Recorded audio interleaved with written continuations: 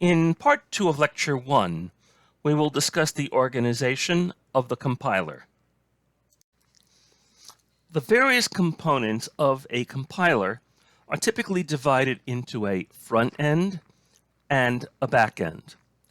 The back end is designed to take the program as it is written in the source language and to produce from it an intermediate representation of the program.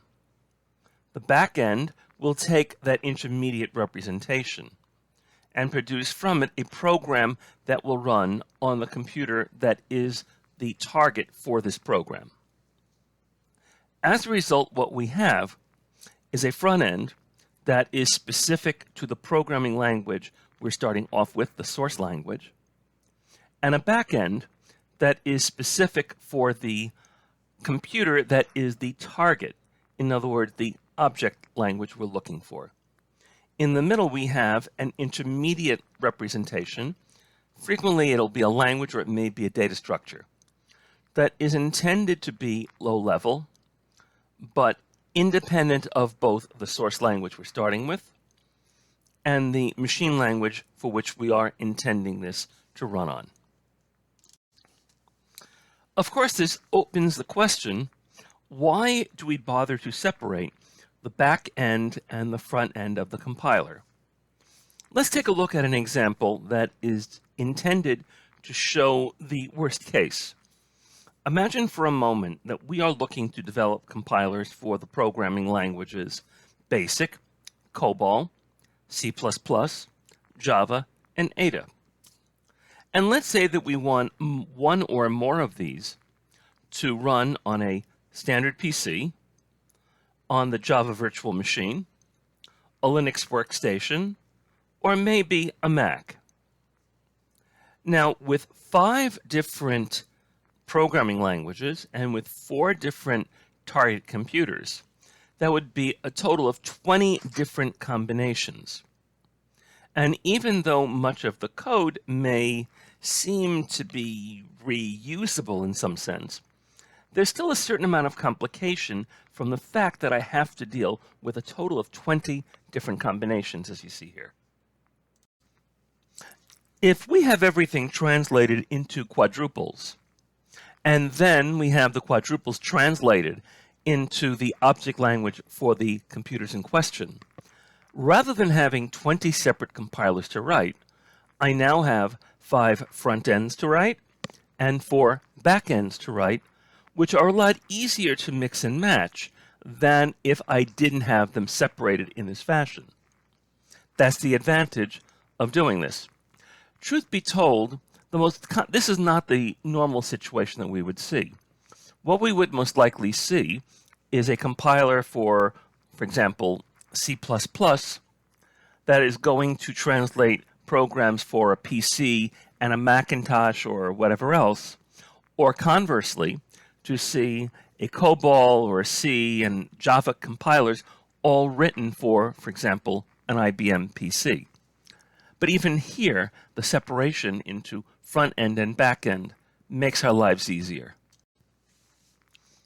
Here we see the 4 components that comprise the front end of the compiler. We start out with a stream of characters in our program, the source program that we're looking at. These are going to be grouped in a way that makes sense, so that I have whole words together and I have operators together and everything I need for a given number together, for example.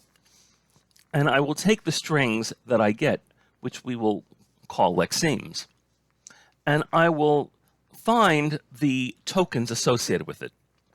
A token is the component of the grammar of a language that this particular string represents.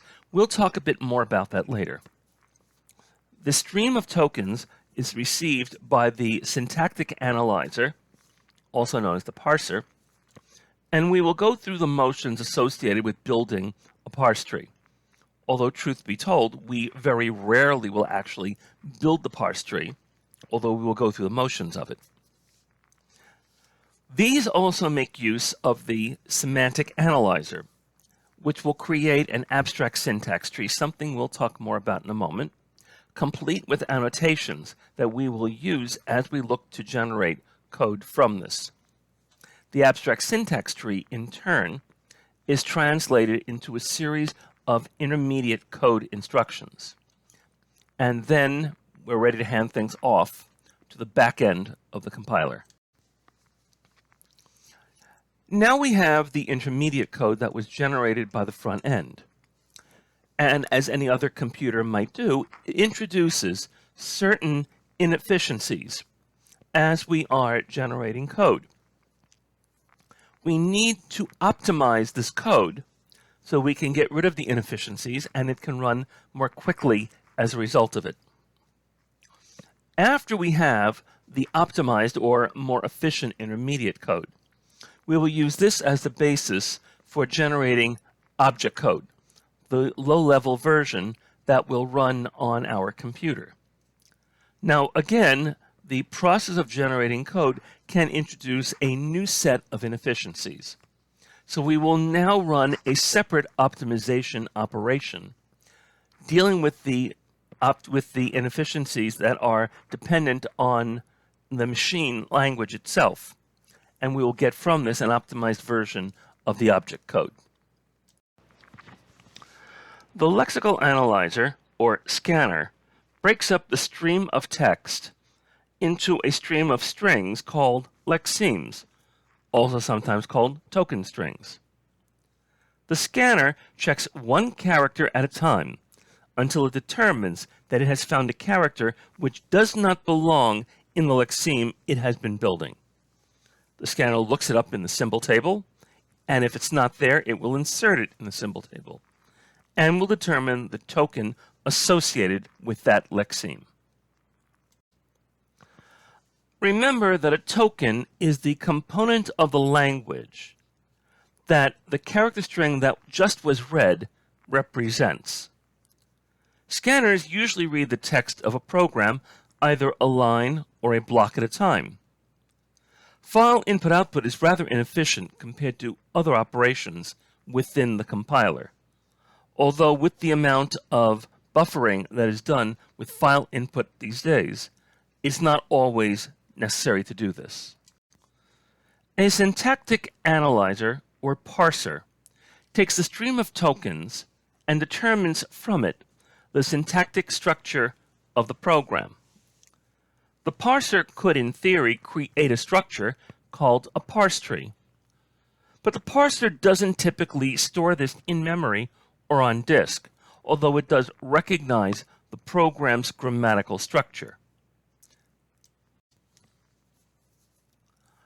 The grammar of a language can be expressed formally as a for tuple, where G equals T, N, S, and P.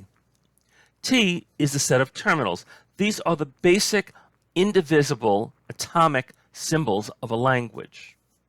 These are the tokens that we are going to be finding. N is a set of non-terminals. These are each aggregates or arrangements of terminals, and in some cases, other non-terminals together. So, for example, while a terminal might be a given identifier in a program, a non-terminal might be an expression, or it might be a statement or a function, for example. S is the start symbol, one special non-terminal that denotes the program as a whole. In most programming languages, that start symbol would be program. Production, P, is the set of productions, rules that show how terminals and non-terminals can be arranged to form other non-terminals. These are the rules of the grammar. Let's take a look at a few examples here. In the case of terminal, it might be the token program, or identifier, or assignment operator. Now, in the case of program, there may very well be a reserved word by that name as well. And in that case, you can see a one-to-one correspondence between reserved words and the tokens. But that's not always the case. Identifier will be the token for any identifier in the program, whether it is a standard identifier or one created by a programmer. Assignment operator, as you can see here, is another example of a one-to-one correspondence, but we may have one token for plus and minus together to represent additive operators. Examples you see here of non-terminals include program, which would represent the entire program, block, which might represent all the code between open and closed braces, or the reserved words begin and end. And a statement is also something, a given instruction that we may have. The start symbol in most cases would be the program. And in this case, program, as you see it here, is a non-terminal, not to be confused with the token program. For this reason, we typically will write tokens in all lowercase, and we will write non-tokens beginning with an uppercase letter. And an example of reduction might be block derives begin, statements, and end. We'll talk a lot more about this several weeks down the line. Semantic analysis is all about ensuring that the semantics or the meaning of the program is correct. It's entirely possible for a program to be correct syntactically and to be incorrect semantically. I might say, for example, that dolphins are flying through the air looking to catch squirrels for dinner. And obviously, since dolphins don't fly and they don't eat squirrels, you can see that the meaning is completely wrong. But grammatically, it's correct. Semantic analysis usually means making sure that the data types and control structures of a program are being used correctly. While the diagram earlier may have given the impression that semantic analysis is one monolithic unit, and everything is passed along from the scanner to the parser to the semantic analyzer in that fashion, semantic analysis is not actually a separate phase in and of itself. We'll see that these routines are called periodically by the parser as needed. The process of generating an intermediate representation, which usually will be something like an abstract syntax tree, is usually directed by the parsing of a program. The diagram that you're looking at right now presents a much more realistic view of the front end of a compiler. In the center, so acting as sort of a traffic coordinator for this, is the syntactic analyzer or the parser. When it needs another token to proceed with the parsing process, it will request one from the scanner, which will provide one. When it finds that it needs to call one of the necessary actions, it'll call for the semantic action, and then it'll be returned from there.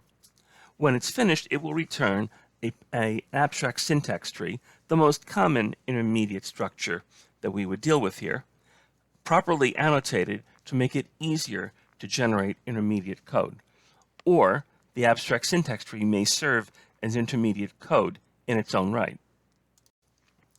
Programs are rarely written without some mistakes creeping in that need to be fixed. The first one that you'll see here is a lexical error, meaning there's a mistake in the word itself. Exclamation point equals is not a proper operator in Pascal. The proper operator would be colon equals. In the second case, you'll see that there is a semicolon between the -3 and else. In Pascal, the presence of a semicolon indicates that there is no else. So finding the word else after the semicolon would be a mistake in the syntax. Here you'll notice that the sum and the three values are all real, and the average is integer. Now obviously this can't be correct, but I'm using this to illustrate an example of a semantic error. Now val2 is real, and I'm assigning it an integer value. This is called a mixed type assignment, and most programming languages allow it if no value is lost along the way. So typically you can assign integer values to real variables. There is a conversion process that is set in there by the compiler. But you'll notice afterwards I have average equals, and inside the parentheses val1 plus val2 plus val3, and after the close parenthesis, div3. Div in Pascal is the operator for integer division, and you cannot do integer division where the dividend is real. That's what makes this a semantic error. To separate the front and back ends, we need to have intermediate code. Intermediate code is independent of the source language, but also independent of the machine for which we're looking to generate object code. That means we need to write an intermediate code generator. We can use the abstract syntax tree we create as an intermediate representation, although we will see later when we talk about intermediate code generation that it's quite common to use what are called quadruples or 3 address codes. We will talk about that more later in the course. The object code generator will create a version of the program in the target machine's own language. This process is significantly different from intermediate code generation and can be a bit more involved. It may create an assembly language version of the program, although this is usually not the case. It will almost always create object code, whether it is for a virtual language working on the computer or in the native language of the processor. If it creates assembly language at all, it is done more for the edification of the person running the compiler.